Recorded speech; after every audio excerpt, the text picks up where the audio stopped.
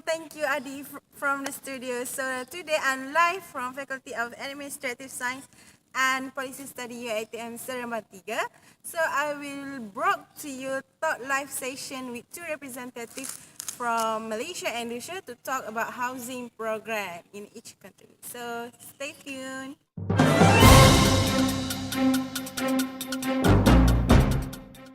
Assalamualaikum warahmatullahi wabarakatuh. I am Farah as your moderator today with our honorable guests from Malaysia and Indonesia. Okay, welcome to ASEAN Development Talk conjunction with ASEAN Summit 2016 regarding on the issue of housing program. Our panel today are representatives from Ministry of Urban, Wellbeing, Housing and Local Government from Malaysia and Ministry of Public Housing from Indonesia. Let me introduce the representative from Malaysia, Madam Nurliana Nasir, and the representative from Indonesia, Mr. Budi Budiman. Okay, let's start with our program with the introduction of the housing program from both countries, Malaysia and Indonesia.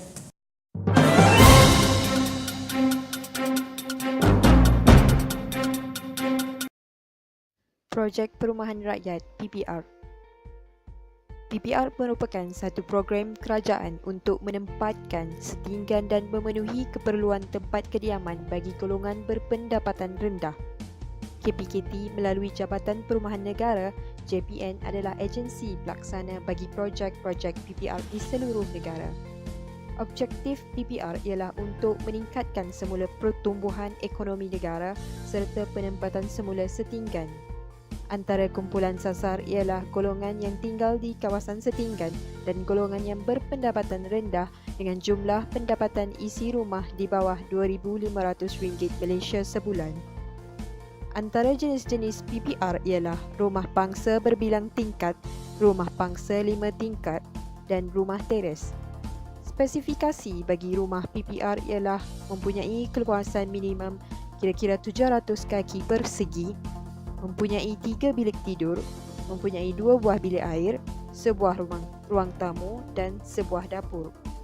Antara syarat-syarat permohonan bagi projek perumahan rakyat PPR ialah pendapatan isi rumah hendaklah kurang daripada RM2,500 sebulan, berkeluarga, memohon melalui sistem pendaftaran terbuka SPT, belum memiliki rumah dan warga negara Malaysia berumur 18 tahun ke atas. NUSSP atau Neighborhood Upgrading and Shelter Sector Project. Proyek ini terdiri dari beberapa komponen, yaitu 1. Penyediaan permukiman baru dan perbaikan permukiman yang telah ada. 2. Penyediaan akses ke institusi keuangan. 3. Perbaikan lingkungan masyarakat berpendapatan rendah. 4. Penguatan institusi yang berwenang. Pendekatan proyek ini adalah mengintegrasikan pemerintah lokal dalam mencapai tujuan proyek. Pemerintah lokal yang berpartisipasi dalam proyek ini diseleksi secara kompetitif berdasarkan kesungguhan mereka dalam melaksanakan proyek serta proporsi jumlah penduduk yang tinggal di permukiman tidak layak. Okay, so now we already know that both programs that have same objective, which to tackle the problem of squatters. So what are the strengths of this program that cause both government to continue to implement the program? Okay, can we start with Mr. Budi Budiman to briefly explain about the strength?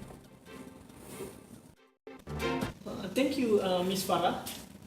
Why the Indonesia government continue with the second phase of NUSSP? We take a look with the strength of NUSSP, the first phase. First, we already tackled the squatters problem as reported based on the data from the Ministry of National Development Indonesia. The proportion of the slum household or squatters household has decreased by 8.18% from 20.75% in 1993 to 12.57% in 2011. This gives an indication of the amount of the average rate of decline in the proportion of slum household by 0.5% per year. So for second phase of NUSSP, which is from 2013 to 2020, we targeted only 6% of the slum household balance. Secondly, the strength of NUSSP is we get supported from civilian. It can be proved by the application from the people, about 50 million application for NUSSP program for the first phase. It showed that 20% of the application we success to provide house for them every year. It is in line with our strategic planning. Then the strength of NUSSP is we get a green light to open a new area for settlement by our government. It is the government land in suburban area. The reallocation of the squatters can reduce the problem of cleanliness in the city due to the squatters problem. Next, the civilian given the loan facility where they can pay for the cost of housing. It is to the civilian that are not qualified for the housing program, but they can afford to buy house under this program at low price and low interest for the loan. Lastly, the strength of this program, we managed to collaborate with Asian Development Bank, ADB, to tackle the housing issue in Indonesia. ADB as financial institution will support the development under NUSSP.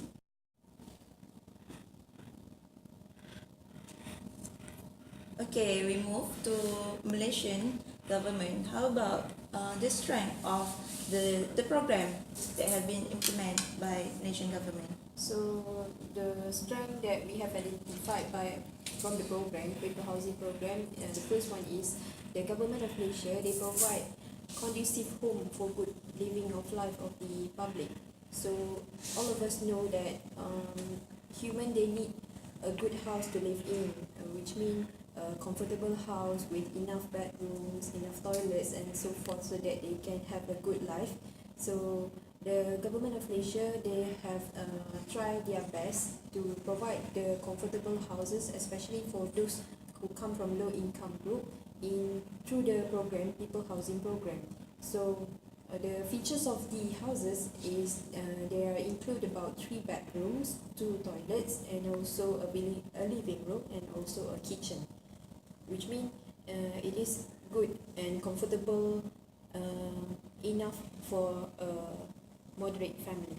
So the second strength is the government of Malaysia. We build the house in livable and easily accessed area. We don't build the house in remote area, which means we build the house in an area that nearby or in the urban area, which is it will be easier for them to go to their workplace. It will be easy for their child to go to their school. That also and also the areas also have public transport and give job opportunities. So this will make them easier to access any infrastructures or any opportunities that they want to get in a city. So the third strength is through the PPR housing program, we can reduce squatters problem. Since Malaysia has rapid urbanization, we cannot avoid to have the slum and squatters problem. However, we have come up with PPR program in hope to reduce the problem. So this though the squatters problem is increasing year by year, but through PPR program we have successfully reduced the rate of slum and squatters problem in urban area, especially in for instance in Kuala Lumpur, Klang Valley and so forth. So by providing PPR program, we are confident that it can reduce the problem. So the next strength of PPR housing program is the government of Malaysia, we provide low cost home for for the people to rent and buy. We provide variety kind of houses, variety kind of programs such as type of houses. Example are flat and terrace house. So the house can be rented at a very affordable cost, which are about 124 per month. And we believe that those low income group people, they can afford it to buy or to rent a house. So if they plan to buy the PPR house, they can buy the houses only at 30,000 ringgit Malaysia or 35,000 ringgit Malaysia only. So we already know about the strength for both programs. However, I believe that there must be the weaknesses occur in both programs. So what are the weaknesses that can cause the objective that cannot be achieved? Can you explain, Madam Nurliana? Yes, we do have some weaknesses for the people housing program policy. However, we as the government of Malaysia, they did some improvements in order to improve the policy. Weaknesses that we have identified, especially through the people feedback, the first one is we don't have enough land to build the house. However, year by year, development, urbanization is continuously happening. So the people's housing program houses also lack of house to build these houses for those people. So actually a new land with new strategic areas need to be opened in order to build the PPR area houses. So the second weaknesses that we have identified is the low quality of building materials. It is difficult for the government, for the parties who involved in the program to find high quality building materials.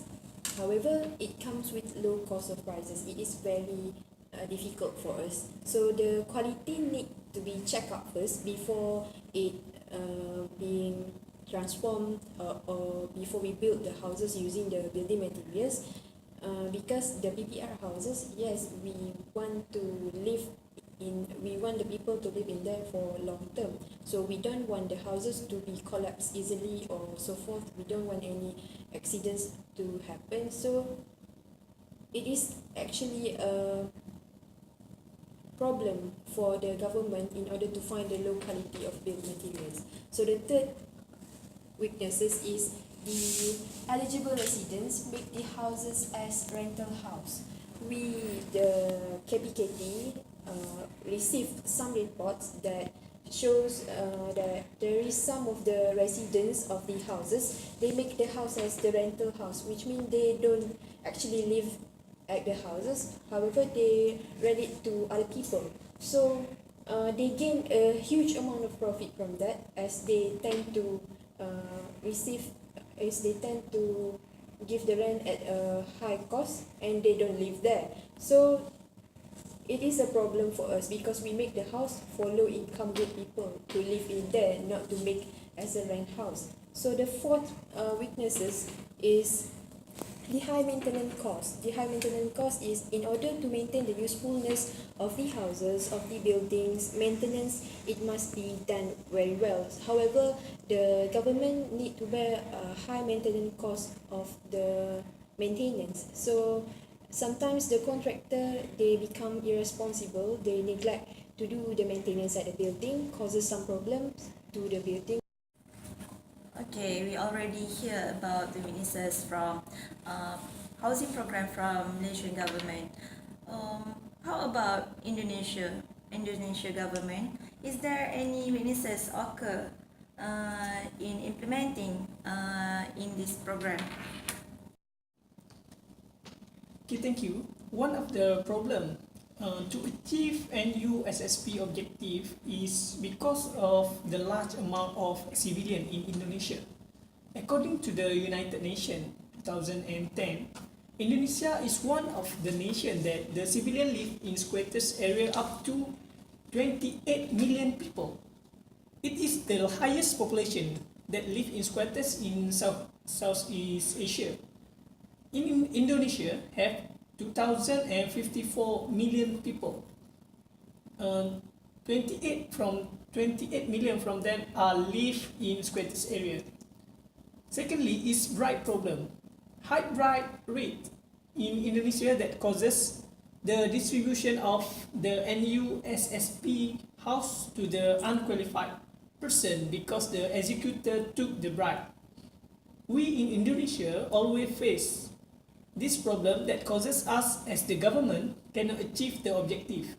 However, we as a government already arranged the procedure to decrease the bribe problem because for the second phase and in line with urbanization and development, civilians must apply through online application and local government are responsible to issue the qualified household list name in the area to our ministry and we will choose the qualified one.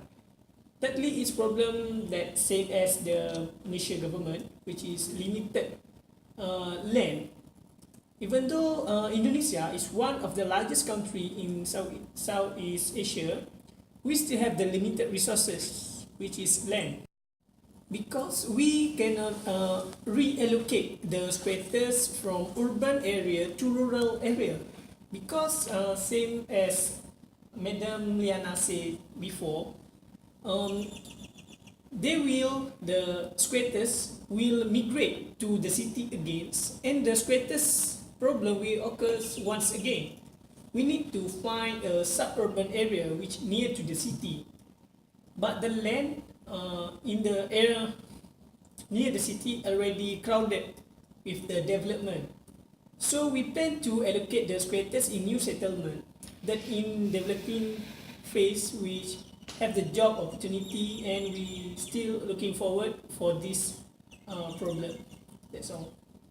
Okay, now we already at the end of the talk. After we hear the explanation from both countries, yes, the programs do have some weaknesses. However, they also have the strength that both countries believe that the strength surpass the weaknesses, which caused them to implement the program in order to fulfill public needs and meet public demands. Okay, thank you to our representative from Malaysia and Indonesia to come to explain more about the housing program in both countries. So with that, thank you.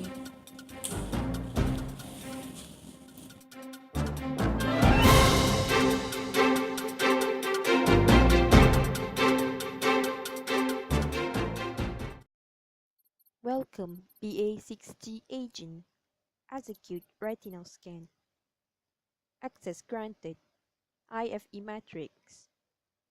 We have identified some strengths and weaknesses of the People's Housing Program PPR. Then from the strengths that have been identified, the highest rank for the strength is PPR can reduce the squatters problem.